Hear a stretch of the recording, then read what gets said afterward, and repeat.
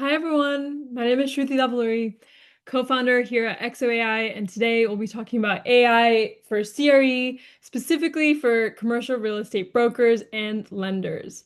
And for now, I'm just going to give people a few more moments to join, but we're really excited about the conversation we have here today. Thank you all for tuning in. Really appreciate you spending your Thursday with me. And for those of those trickling in, again, my name is Shruti Davalluri, co-founder of XOAI, and we'll keep all of our questions until the end. Thanks for joining. Just a high-level overview of what we'll be discussing today. First, wanted to discuss some of the industry trends. I've been speaking with people all across different markets from New York, across Florida, the Midwest, Texas, LA, obviously the Bay Area.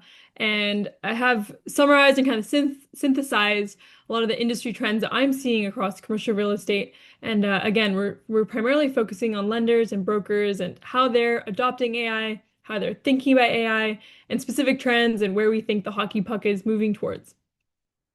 So we'll start there.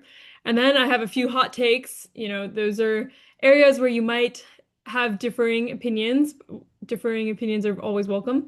But wanted to share some hot takes on my thoughts on the industry. And then finally, I'll talk about how Darcy can help people really implement some of these efficiency gains that we're going to discuss here today.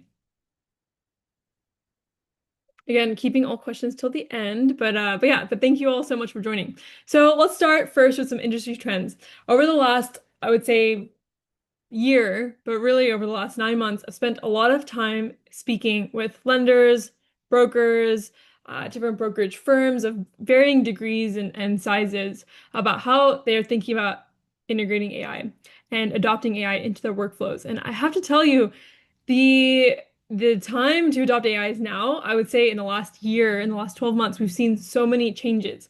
A year ago, I would actually spend the first few minutes of a call explaining why integrating AI or adopting AI solutions would be important for people's workflow. At first, people had a lot of skepticism. They wouldn't trust it necessarily for these multi-million-dollar deals, and they were concerned, right? Or maybe they were just gaps in knowledge. However, now that everyone from my mom to, some of the really traditional finance folks on Wall Street, everyone is using Claude, GPT, and any kinds of solutions. They understand now how industry trends are going to change. If you're stuck in the past using the same solutions that you were 20 years ago, you might get left behind. You might lose out on deals compared to those who are adopting solutions faster. And this is true across the board.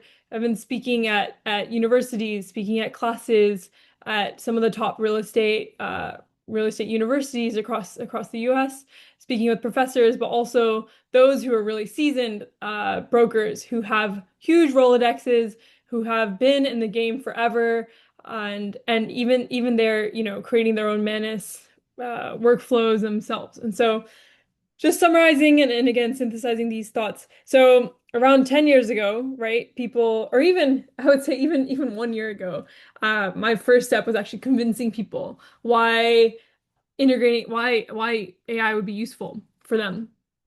There was a lot of skepticism, but now I would say the question is not if, but when and how. So some of the largest firms in real estate, the JLL, CBREs of the world, some of the biggest real estate funds you've heard of, they have internal AI kind of internal boards or internal working groups deciding how they should adopt AI, and how they should adopt technology across the entire firm. I would say a couple years ago, people were concerned about unreliability, but now people have really proven that using LLMs alone can save people a lot of time and can make people faster. The learning curve, I would say personally that some people don't know when to trust these off-the-shelf LLMs and when to be skeptical, when to QA things further, when what the capabilities and limitations really are. That's something that we'll talk about here today. But just summarizing here, I don't think the barrier is convincing people any longer. I think a while ago, a year or two ago, that was a real concern. The newer firms, the firms that were led by perhaps the next generation of real estate experts, they were interested, they were hungry for AI solutions. Now, I would say across the board, I'm seeing a lot more inbound interest. I'm seeing a lot more people performing research on the weekends and trying new tools in their free time. So the mindset has really shifted. You could see that across the entire industry. And again, the real question that we're going to be digging in today is how do you stay competitive? How do you kind of ride this wave, this exciting industry trend to help you improve your bottom line? And comparing where we were a couple years ago to new automation tools. I mean, here I'm talking about Darcy specifically, but there are many automation tools out there that people are integrating. Historically, let's just talk about the workflow. Historically, specifically for a brokerage, right? Typically you get an email introduction. Sometimes you're getting an introduction just via cell phone. Maybe you're getting a text. And the workflow is extremely manual. Sometimes you're getting files that could have rent roll data or an OM, P&L, some identification documents, and you would get that via in your inbox. You have to download that, put it in the right folder in your SharePoint or Dropbox, and then upload that to whatever internal tool you're using to keep track of things. You probably have some internal model that you've built yourself. A lot of times that could be a combination of Excel and Word or Excel and PowerPoint, Excel and then leading to a PDF. But I would say people were doing a lot of things manually. And that could be, let's say you're looking at a 180 unit, 190 unit multifamily, and people were just manually copying and pasting things. Sometimes those OMs can be messy, let's be real. Sometimes they're very unstructured. They're oftentimes looking very different. And sometimes it can just be straight up wrong. So a human analyst is actually coming through, parsing through that really complicated PDF, and copying and pasting things. They have to validate things. You can't be wrong. You can't be incorrect when you're putting together a loan summary. And so that really adds a lot of, I would say, both mental bandwidth and also time. And then finally, in addition to putting together your loan summary or your Excel workbook, you also are typically summarizing things in some kind of written format. And again, this is where a couple years ago things were extremely manual. And a lot of the brokers I speak to, they're going through many deals every week, right? If they're doing their job well, ideally you're going through many deals every week. And the only solution that existed until recently was basically scaling your team accordingly to keep up with the volume and basically turn those deals around as fast as you can because here speed is really the name of the game. And you don't want to lose out on deals. I mean, even today, right? Earlier today I sent out introductions to some lenders and I know that they're basically going through something very similar to this and as many, CRM or other tools that you can adopt, it still comes down to a lot of manual work up until now. Now, these AI solutions can actually streamline things from your inbox directly and extract information from this kind of unstructured, messy data inputs.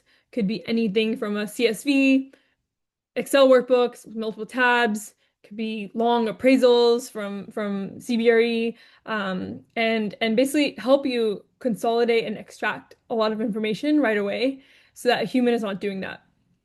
And we'll talk about Darcy here in a little bit, but right now I just wanted to explain kind of the pain points and I myself have walked through this and experienced this pain myself, and so I can certainly empathize that the way people were underwriting deals and putting together these loan summaries, putting together these packages, keeping track of all the deals that are at various stages of your pipeline, the way it was being done in 2025 will no longer be the way of the future. And let's dig into that a little bit further.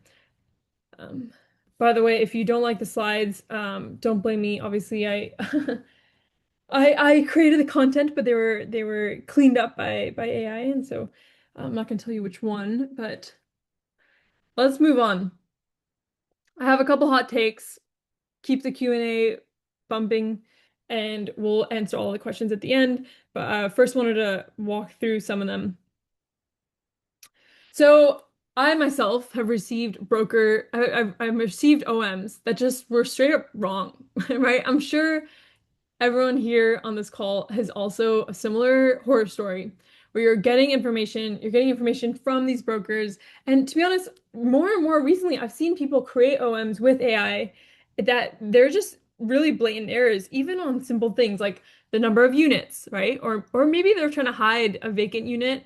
I'm not sure, but I would just say like dumping things, especially quantitative data points, especially dumping, anything quantitative or requiring a higher level of analysis. I would not just dump that into ChatGPT. And I've been stressing this time and time again. These LLMs are probabilistic. That means they're calculating the probability of what comes next in this token, in this, kind of as they're responding to you. They're not deterministic. That means I personally would never trust ChatGPT to do math.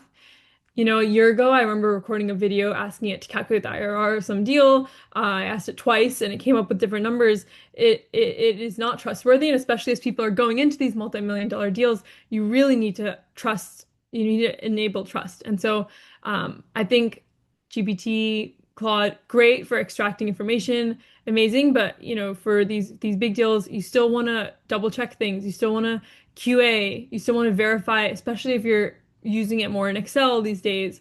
A lot of my real estate friends, I know you all are Excel experts, and so hold on to those skill sets. Don't brush away those keyboard tricks and shortcuts that you're familiar with, because I think QA is extremely important, especially for some of the analysis and math that is required.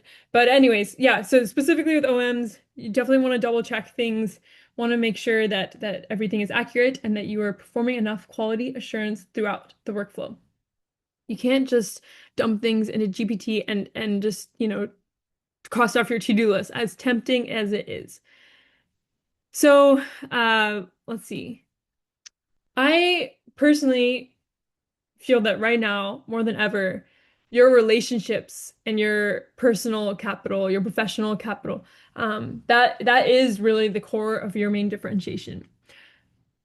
Previously, team size, how you're sourcing your capital, all of these things were really important. But now I think who you know, where you're sourcing your deals from, are you getting those off-market deals? Are people recommending you because you have such a great track record? Those are things that AI will never replace. I'll just say that again. AI is never going to replace the relationships that you build and strengthen over time. I would say the human connection, the importance of building out your repertoire and relationships, especially in real estate, are extremely, extremely important, if not more important now than ever. And I would say one of the biggest core differentiators, apart from your relationships and your network, would be just speed to getting that deal out the door. More and more people are automating their workflows. And if somebody is asking four different brokers for four different term sheets, if you take a whole week, you will lose out on that deal. And those are things that maybe we took for granted a while ago, but now just speed and just time to process everything is one of your core differentiators. So both speed and relationships they go hand in hand, right? Ideally, if you're not spending as much time in front of your computer, responding to emails, keeping track of your CRM manually in a Google spreadsheet, right? Ideally, you're taking all that time savings, all the time you would have invested responding to emails and doing things on a Friday afternoon. And instead, you're meeting those clients, you're going and shaking hands, you're meeting those people in the room where they are, and basically using that time savings as effectively as possible.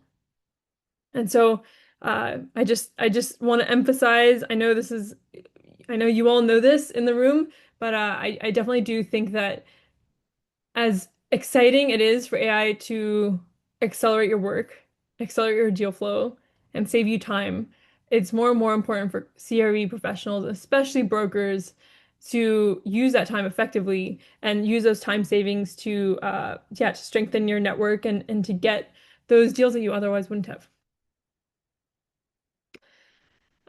Let's see. Finally, I like to use this metaphor, or I like to use this example, I guess, of a seven-person boutique. firm that was perhaps being beat out by some of the larger players. And now I think those seven people teams, those teams, they can stay the same kind of lean size that they are and really accelerate the number of deals in their pipeline. You can essentially leveraging these AI platforms, leveraging Darcy, you can go through not 20 but 50 deals in a week now. You can keep your team size the same, right? But make them work, make everybody, allow everybody, empower everyone to work a lot faster. And that is what's exciting. Let's just emphasize how exciting it is to keep your t team size the same, but seeing more deals. Prior, people were saying no to deals if they weren't after a small, quick sniff test, a quick litmus test, and honestly, just trusting your gut. And I would say that's not enough. In 2026, I understand your intuition is very strong, but just sometimes your intuition is good enough to decide this is not in my buy box. But what if you were able to analyze instead of that, yeah, 20 deals in the course of a week, if you were able to look at 50 and actually come up with these different numbers, analyze those different sensitivity tests, look at different scenarios and see, does this deal actually excite me? Maybe there's some other kind of financing or other financing solution that would get it within your buy box. And if you're only saying no to it based off of 10 seconds scanning an OM or scanning, that rent roll, you might be saying no to really wonderful deals. And so I personally think it's very exciting to keep your team size the same, empower everybody to work faster and more efficient, and find those really amazing, lucrative deals that you otherwise might have said no to prematurely. So, yeah, just emphasizing and summarizing here that your competitive moat, it might not be, the technology, because everybody might be leveraging their own kind of AI solutions. Instead, it's can you look at those 100 deals coming in the pipeline and instead of saying no to them too soon, actually go through, think critically. That is where your expertise really comes into play, and that will always be important, right? You have been in the industry for so long. And you know that there are multiple ways to kind of carve out these deals to make them more attractive. And that critical thinking, strategic decision making is one thing that I don't think Claude is going to automate in the next 6 months. That is where your skill sets really shine and are even more important now more than ever. Because I would say that creative financing, that creativity in in your modeling, it is even more important now. And that is your true moat. So we spoke a little bit about where the puck is going, how more and more brokers and lenders are adopting AI solutions. Their typical email to CRM to manual workflows are just not going to cut it looking ahead in 2026. I shared a few hot takes around keeping your team size the same, around the importance of speed, the importance of building your network, strengthening your network, and the importance of QAing things that you might want to be careful before you trust entirely. And now we're going to talk about how.